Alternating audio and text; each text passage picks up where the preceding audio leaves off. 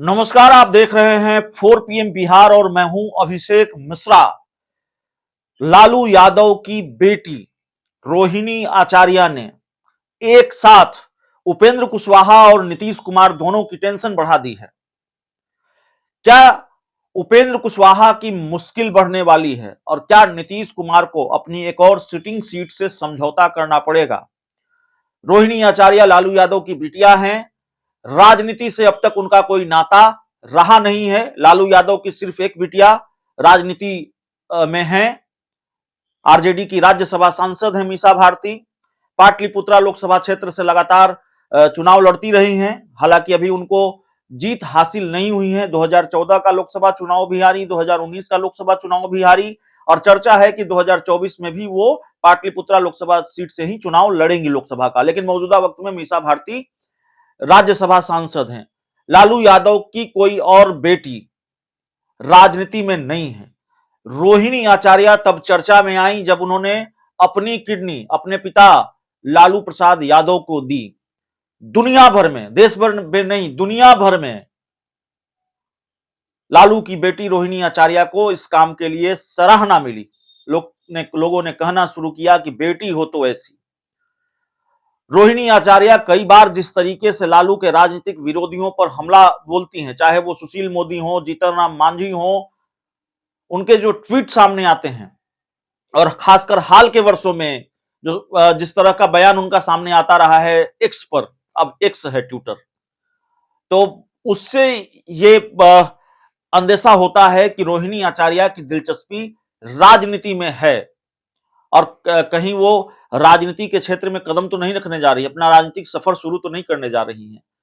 2024 के लोकसभा चुनाव में रोहिणी आचार्य लोकसभा का चुनाव लड़ सकती हैं, इस बात के संकेत उन्होंने खुद ही दिए हैं। और जिस सीट से रोहिणी आचार्य के लोकसभा के चुनाव लड़ने की चर्चा है, वो सीट जेडीयू की सिटिंग सीट है और जाहिर तौर पर रोहिणी आचार्य अगर वहां से चुनाव लड़ती है तो जेडीयू को अपनी एक सिटिंग सीट की कुर्बानी देनी पड़ेगी। आरजेडी के खाते में यह सीट चली जाएगी रोहिणी आचार्य के लिए। और यह सीट वैसी सीट है जहां से उपेंद्र कुशवाहा भी चुनाव लड़ने की तैयारी कर रहे हैं। यहां से वो सांसद भी रहे हैं 2014 में, 2019 में लोकसभा का चुनाव हार गए। और यह सीट है काराकाट लोकसभा की सीट है। काराकाट लोकसभा क्षेत्र में हम गए थे। हमने वहां के लोगों की राय उपेंद्र कुशवाहा को लेकर क्या है, जो मौजूदा सांसद हैं महाबली सिंह, उनको लेकर क्या है, यह भी आप तक पहुंचाया था। लेकिन अब यह चर्चा शुरू हो गई है कि क्या काराकाट लोकसभा क्षेत्र से रोहिणी आचार्य चुनाव लड़ने जा रही हैं। दरअसल जो खबर आ रही है, रोहिणी आचार्य दाऊद नगर पहुंची थी, औरंगाबाद के दाऊद नगर पहुंची थी और वहां अपने भाई तेज प्रताप यादव के साथ पहुंची थी। बिहार सरकार में मंत्री भी हैं तेज प्रताप यादव, पर्यावरण मंत्री हैं। रोहिणी आचार्य, चूंकि उनको लेकर चर्चा लंबे समय से है कि रोहिणी आचार्य राजनीति में एंट्री कर सकती हैं, लोकसभा का चुनाव लड़ सकती हैं, तो रोहिणी आचार्य से पत्रकारों ने सवाल पूछा कि क्या आप चुनाव लड़ेंगी। रोहिणी आचार्य इस सवाल को टाल गई, जवाब नहीं दिया। और फिर दोबारा जब पूछा गया तो उन्होंने कहा कि जनता की इच्छा होगी तो जरूर लड़ेगी। दरअसल रोहिणी आचार्य जो लालू यादव की बिटिया हैं, दाऊद नगर के हिच्छन बिघा में उनका ससुराल है और अपने ससुर की 10वीं पुण्यतिथि के कार्यक्रम में वो शामिल होने दाऊद नगर पहुंची थी। औरंगाबाद के दाऊद नगर अपने ससुराल पहुंची थी और यहां जब उनसे सवाल पूछा गया कि क्या आप चुनाव लड़ने जा रही हैं, तो रोहिणी आचार्य ने कहा कि अगर जनता, पहले तो वो टाल गई, फिर सवाल पूछा गया तो उन्होंने कहा कि जनता की इच्छा होगी तो वो जरूर लड़ेंगी। तो रोहिणी आचार्य लोकसभा का चुनाव लड़ेंगी, इस बात के संकेत मजबूत होते हुए दिखाई दे रहे हैं।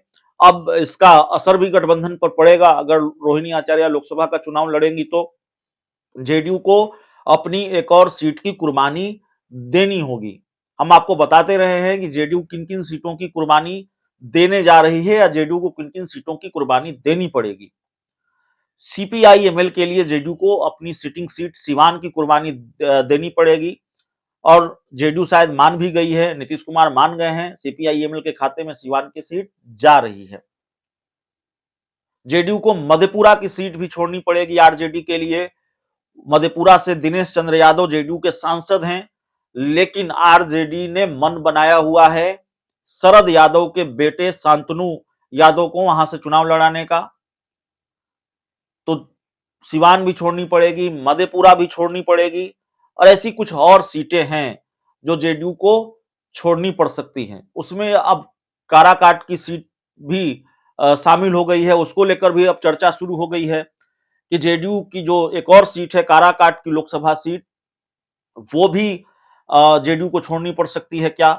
अगर रोहिणी आचार्य लोकसभा का चुनाव लड़ेंगी तो जाहिर है जेडीयू के खाते से ये सीट निकलकर आरजेडी के खाते में चली जाएगी, और आरजेडी के टिकट पर ही जाहिर है रोहिणी आचार्य लोकसभा का चुनाव काराकाट लोकसभा क्षेत्र से लड़ेंगी। और ये चर्चा नई नहीं है, ये तो ठीक है कि संकेत रोहिणी आचार्य ने दिए हैं चुनाव लड़ने के, लेकिन ये चर्चा तब से चली आ रही है जब ट्विटर पर, सोशल मीडिया पर रोहिणी आचार्य खासी एक्टिव हैं और लालू के राजनीतिक विरोधियों के हमले का बहुत ताबड़तोड़ जवाब देती हैं, करारा जवाब देती हैं। सोशल मीडिया पर रोहिणी आचार्य काफी एक्टिव हैं, उनके हमलों की जद में लालू यादव का हर राजनीतिक विरोधी आ ही जाता है और कुछ न कुछ बयान उनके सामने आते ही रहे हैं। तो सोशल मीडिया पर उनकी सक्रियता इस अंदेशे को, इस कयास को और मजबूत करती है कि रोहिणी आचार्य दिलचस्पी ले रही हैं राजनीति में, और वो राजनीति के मैदान में आ रही हैं, पॉलिटिकल एंट्री उनकी होने जा रही है। अब चूंकि रोहिणी आचार्य ने खुद ही संकेत दे दिए हैं ये कहकर कि जनता की इच्छा होगी तो जरूर लड़ेंगी, तो राजनीति में तो वैसे ही बात की जाती है, खुलकर तो कोई अपने पत्ते खोलता नहीं है, खुलकर कोई कहता नहीं है कि हाँ मैं चुनाव लड़ूंगी, हाँ मैं मंत्री बनूंगी, मंत्री बनूंगा, हाँ मैं पार्टी छोड़ूंगा, नहीं छोड़ूंगा। जब तक आखिरी वक्त नहीं आता है, जब तक पूरा खेल तय नहीं हो जाता है, तब तक कोई अपने पत्ते नहीं खोलता है। तो जाहिर तौर पर रोहिणी आचार्य ने भी नहीं खोले हैं, उन्होंने सिर्फ इतना ही कहा है कि जनता की इच्छा होगी तो लड़ूंगी।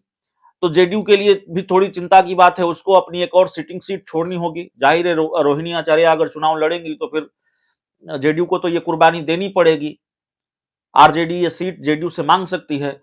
और उपेंद्र कुशवाहा के लिए भी थोड़ी चिंता की बात है। उपेंद्र कुशवाहा काराकाट लोकसभा क्षेत्र से चुनाव लड़ने जा रहे हैं, वो एनडीए के कोटे से चुनाव लड़ेंगे। अभी भाजपा के साथ है, एनडीए में है, हालांकि लंबे वक्त तक उनकी जेडीयू के साथ जाने की चर्चा भी होती रही है, और अभी भी इस बात की गुंजाइश खत्म नहीं हुई है कि वो जेडीयू के साथ नहीं जाएंगे, नीतीश कुमार के साथ नहीं जाएंगे। लेकिन अगर वो एनडीए के कोटे से चुनाव लड़ते हैं लोकसभा, काराकाट लोकसभा क्षेत्र से, तो जाहिर है रोहिणी आचार्य उनकी मुश्किल बढ़ा सकती हैं। काराकाट लोकसभा क्षेत्र का जो समीकरण है, काराकाट लोकसभा क्षेत्र का जो जातीय समीकरण है, ये ठीक है, कुशवाहा बहुल क्षेत्र है, लेकिन लालू यादव जिन वोटरों पर प्रभाव रखते हैं उन वोटरों का भी खासा दबदबा है इस लोकसभा क्षेत्र में। और रोहिणी आचार्य अगर चुनाव लड़ती हैं तो जाहिर तौर पर उपेंद्र कुशवाहा को बड़ी चुनौती मिल सकती है महाबली सिंह के मुकाबले।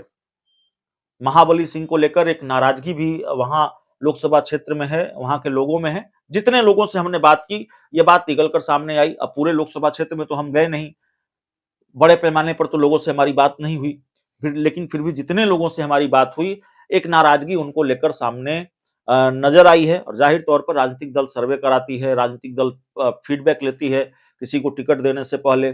तो अगर ये अंदेशा जेडीयू को होगा तो उनका टिकट कट सकता है। और वैसे भी अगर रोहिणी आचार्य के खाते में ये सीट चली जाती है, आरजेडी के सीट खाते में ये सीट चली जाती है, तो महाबली सिंह का टिकट तो वैसे भी कट सकता है, उनका पत्ता तो वैसे भी साफ है। लेकिन महाबली सिंह और उपेंद्र कुशवाहा के बीच अगर मुकाबला होता तो उपेंद्र कुशवाहा शायद इस बार भारी पड़ जाते। 2019 के लोकसभा चुनाव में महाबली सिंह भारी पड़ गए थे, लेकिन लोगों में जो नाराजगी महाबली सिंह को लेकर है, शायद इससे उपेंद्र कुशवाहा की मदद हो जाती। लेकिन रोहिणी आचार्य अगर मैदान में आती हैं तो जाहिर तौर पर इसका एक अलग प्रभाव होगा। लालू यादव को उन्होंने किडनी दी है, ये फैक्टर भी बड़ा काम करेगा। रोहिणी आचार्य कहीं से भी लोकसभा का चुनाव लड़ें तो जाहिर तौर पर उपेंद्र कुशवाहा की भी मुश्किल बढ़ेगी। इस पूरी रिपोर्ट में इतना ही। बहुत बहुत धन्यवाद।